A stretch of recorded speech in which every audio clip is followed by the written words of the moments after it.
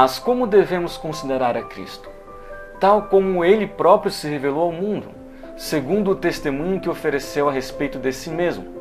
Nesse maravilhoso discurso, registrado no 5º capítulo de João, Jesus declarou: "Pois assim como o Pai ressuscita e vivifica os mortos, assim também o Filho vivifica aqueles a quem quer. E o Pai a ninguém julga, mas ao Filho confiou todo o julgamento, a fim de que todos honrem o Filho, do mesmo modo, porque honram o Pai. Quem não honra o Filho, não honra o Pai que o enviou." Versos 21 ao 23 de João capítulo 5. A Cristo é confiada a mais elevada prerrogativa, a de julgar. Ele deve receber a mesma honra que é devida a Deus e em razão de ser Deus. O discípulo amado oferece este testemunho: "No princípio era o Verbo, e o Verbo estava com Deus, e o Verbo era Deus." João capítulo 1, versículo 1. Que essa palavra divina não é outro senão Jesus Cristo é demonstrado no versículo 14.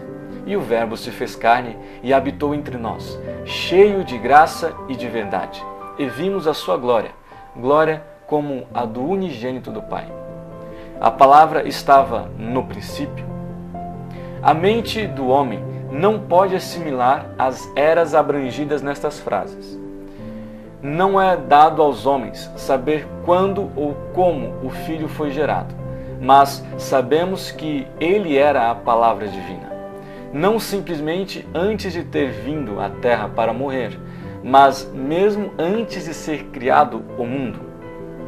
Pouco antes de sua crucificação, ele orou: "E agora, glorifica-me, ó Pai, contigo mesmo, com a glória que eu tive junto de ti, antes que houvesse mundo." João capítulo 17, versículo 5.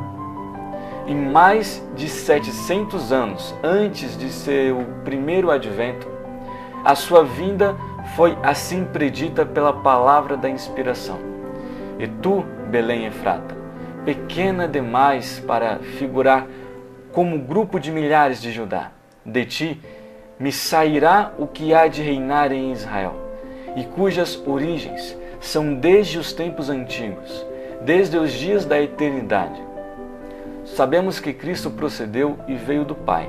João capítulo 8, versículo 42. Mas isso está tão recuado nas eras da eternidade ao ponto de estar além do alcance da mente do homem.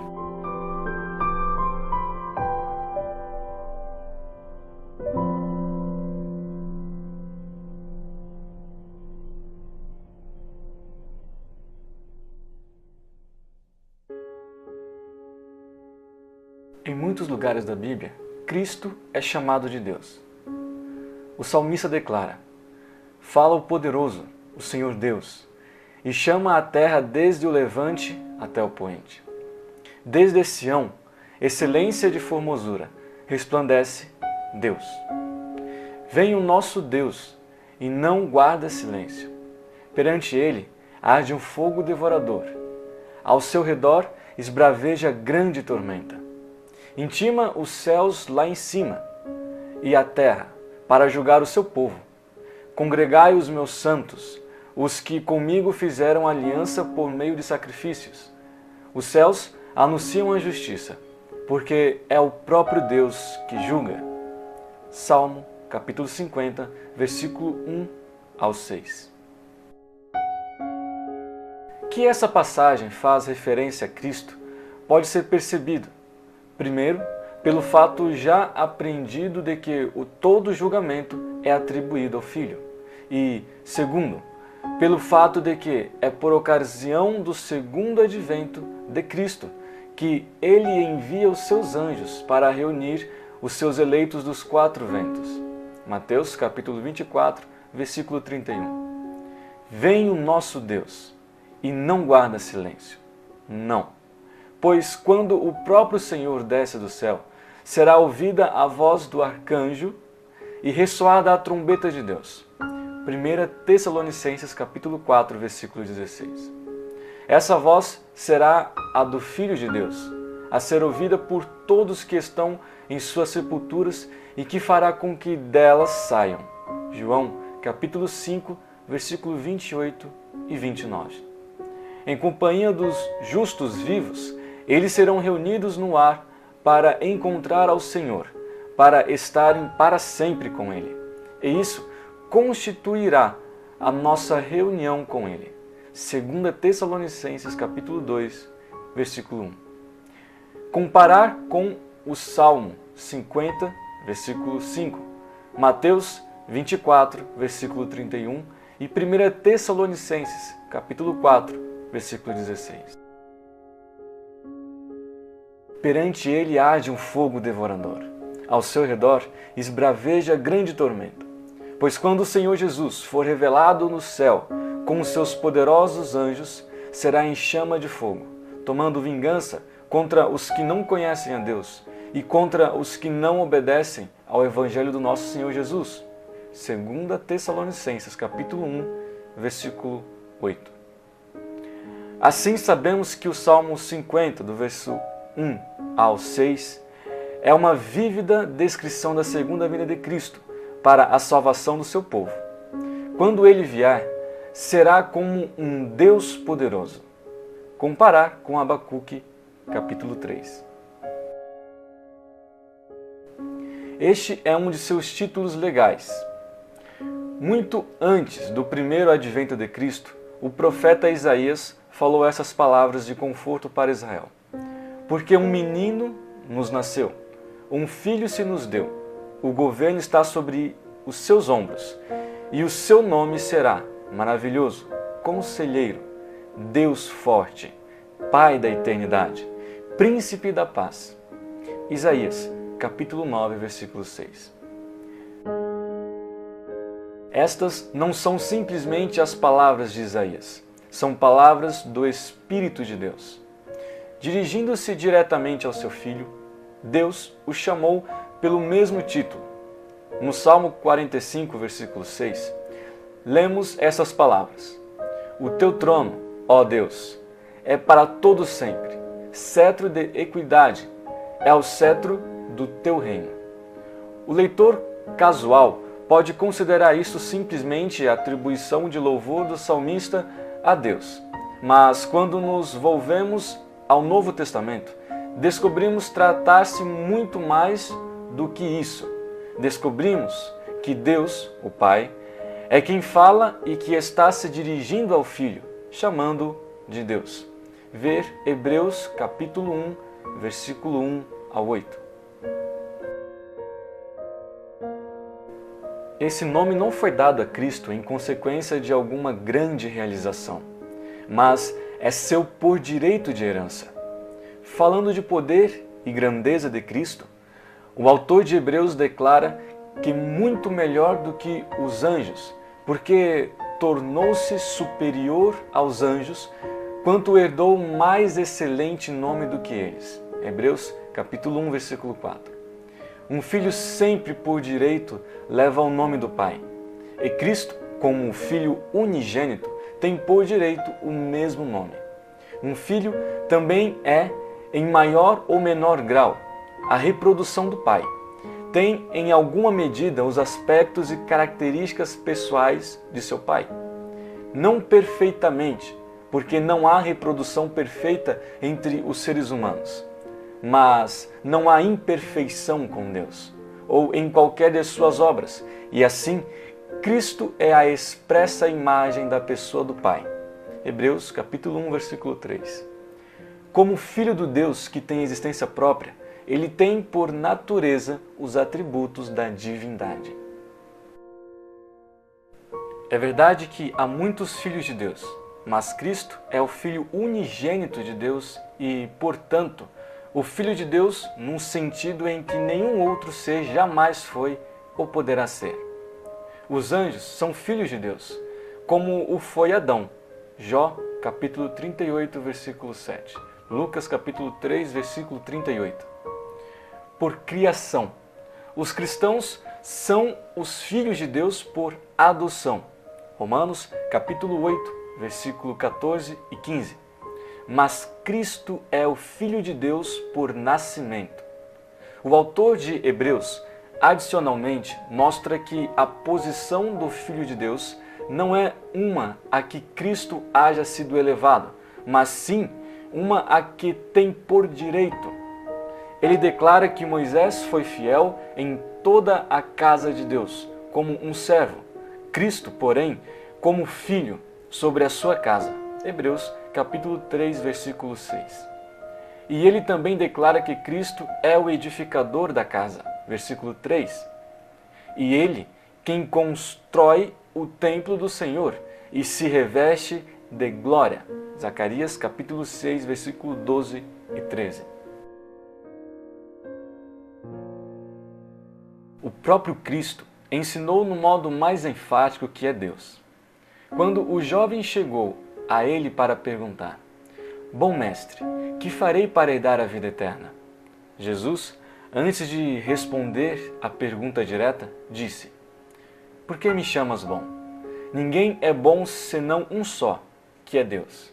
Marcos capítulo 10, versículo 17 e 18. O que quis Jesus dizer com tais palavras? Pretendeu negar a atribuição de ser bom a ele aplicada? Estaria dando a entender que não era absolutamente bom? Seria uma modesta depreciação de si próprio? De modo algum, pois Cristo era absolutamente bom. Aos judeus que continuamente estavam observando para detectarem alguma falha pela qual pudessem acusá-lo, ele ousadamente declarou: Quem dentre vós me convence de pecado? João capítulo 8, versículo 46.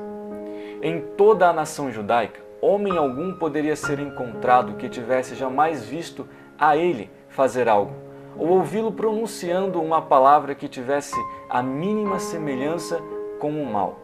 E aqueles que estavam determinados a condená-lo só poderiam fazê-lo mediante falsas testemunhas contra ele levantadas. Pedro declara que ele não cometeu pecado, nem dolo algum se achou em sua boca. 1 Pedro capítulo 2, versículo 22. Paulo diz que ele não conheceu o pecado. 2 Coríntios capítulo 5, versículo 21. O salmista comenta: Ele é a minha rocha, e nele não há injustiça. Salmo capítulo 92, versículo 15. E João fala: Sabeis também que ele se manifestou para tirar os pecados, e nele não existe pecado. 1 João capítulo 3, versículo 5. Cristo não pôde negar-se a si mesmo. Portanto, não poderia dizer que não era bom. Ele é e foi absolutamente bom. A perfeição da bondade. E sendo que não há nenhum bom senão Deus, e Cristo é bom, segue-se que Cristo é Deus, e que é isso que ele pretendeu ensinar ao jovem. Foi isso que ele ensinou aos seus discípulos. Quando Filipe pediu a Jesus: Mostra-nos o Pai, e isso nos basta, Jesus declarou-lhe: Há tanto tempo estou convosco, e não me tens conhecido? Quem me vê a mim, vê o Pai. Como dizes tu: Mostra-nos o Pai? João capítulo 14, versículo 8 e versículo 9. Isto é tão enfático quanto sua declaração: Eu e o Pai somos um. João capítulo 10, versículo 30. Tão verdadeiramente Cristo foi Deus, mesmo quando aqui entre os homens, que quando solicitado a revelar o Pai, pôde dizer: Contemple-me. E isso traz à mente a declaração de que quando o Pai trouxe ao mundo, o unigênito declarou: E todos os anjos de Deus o adorem. Não foi simplesmente quando Cristo estava compartilhando a glória do Pai perante o mundo que merecia a homenagem, mas quando veio como um bebê a Belém. Mesmo então, todos os anjos de Deus receberam ordem de adorá-lo. Os judeus não entenderam mal os ensinos de Cristo concernentes a si próprio. Quando ele declarou que era um com o Pai, os judeus tomaram pedras para apedrejá-lo, e quando lhes perguntou por qual de suas obras eles buscavam apedrejá-lo, responderam-lhe: Não é por obra boa que te apedrejamos, e sim por causa da blasfêmia, pois sendo tu homem, te fazes Deus a ti mesmo. João 10, versículo 33. Se ele tivesse sido o que consideravam que fosse, um mero homem, as palavras dele teriam realmente constituído uma blasfêmia, mas ele era Deus. O objeto de Cristo, ao vir à terra, foi revelar Deus aos homens, a fim de que pudessem vir a ele. Desse modo, o apóstolo Paulo afirma que Deus estava em Cristo, reconciliando consigo o mundo. 2 Coríntios capítulo 5, versículo 19. E em João, lemos que a palavra, que era Deus, foi tornada carne. João capítulo 1, versículo 1 e versículo 14. No mesmo contexto é declarado: ninguém jamais viu a Deus. O Deus unigênito que está no seio do Pai é quem o revelou. João capítulo 1, versículo 18. Note a expressão: o Deus unigênito que está no seio do Pai. Ali tem ele a sua morada, e ali se acha como parte da divindade. Tão certamente enquanto na terra, também assim no céu. O uso do tempo presente subtende existência contínua. Apresenta-se a mesma ideia na declaração de Jesus aos judeus em João capítulo 8, versículo 58. Antes que Abraão existisse, eu sou. E isso novamente revela sua identidade como aquele que apareceu a Moisés na sarça ardente, tendo declarado o seu nome como finalmente. Temos as palavras inspiradas do apóstolo Paulo concernentes a Jesus Cristo, de que aprouve a Deus que nele residisse toda a plenitude. Colossenses capítulo 1, versículo 19. O que esta plenitude que habita em Cristo significa? Aprendemos do capítulo seguinte, onde nos é dito que nele habita corporalmente toda a plenitude da divindade. Colossenses capítulo 2, versículo 9. Este é um testemunho absoluto e inequívoco ao fato de que Cristo possui por natureza todos os atributos da divindade. O fato da divindade de Cristo também aparecerá muito distintamente ao prosseguirmos na consideração de Cristo como Criador.